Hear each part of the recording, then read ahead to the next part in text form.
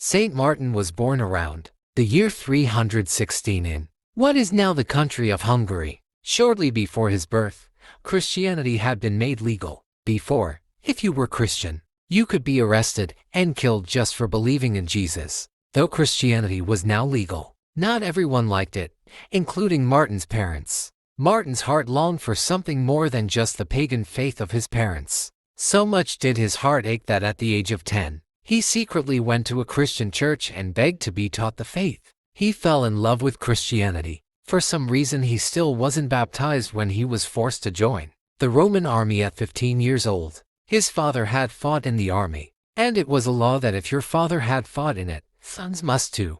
To get Martin to take the oath required of soldiers, he had to be held in chains. "I just want to go live in a monastery," he pleaded, and fortunately, that wasn't an option for him.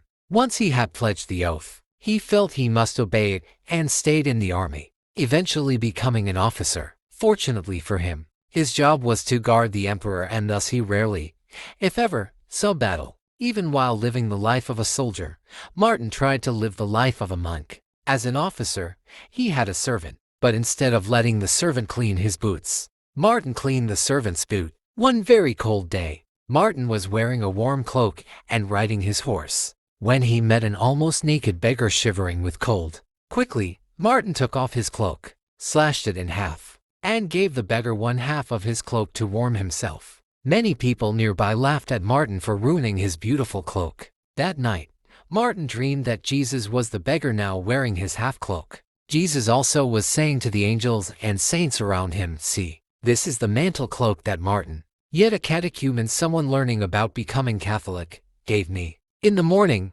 Martin remembered the dream, and it bothered him that Jesus had referred to him as yet a catechumen. Immediately, Martin went and was baptized a Christian. He was now 18 years old. Over the next 2 years, Martin's faith continued to grow, and eventually his duties as a soldier went against his beliefs as a Christian.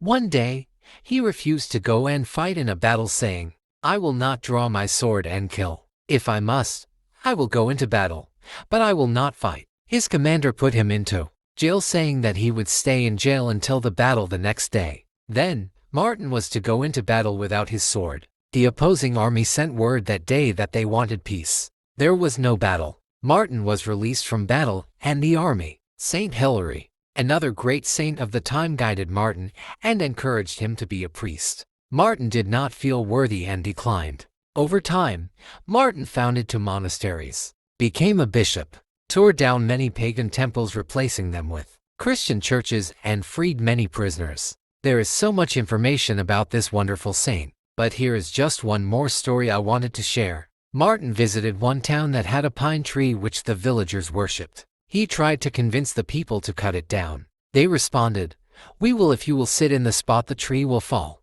Martin agreed and sat down right in line where the tree should have fallen. Can you guess what happened? When the tree began to fall, Martin made the sign of the cross, and the tree changed its direction of falling to the opposite way toward the villagers. However, God made the tree fall slowly, giving time for the people to clear out of the falling tree's path. Many people converted that day to Christianity. Saint Martin's feast day is November 11th. Please comment, like, share and subscribe for similar contents and to learn about the saints.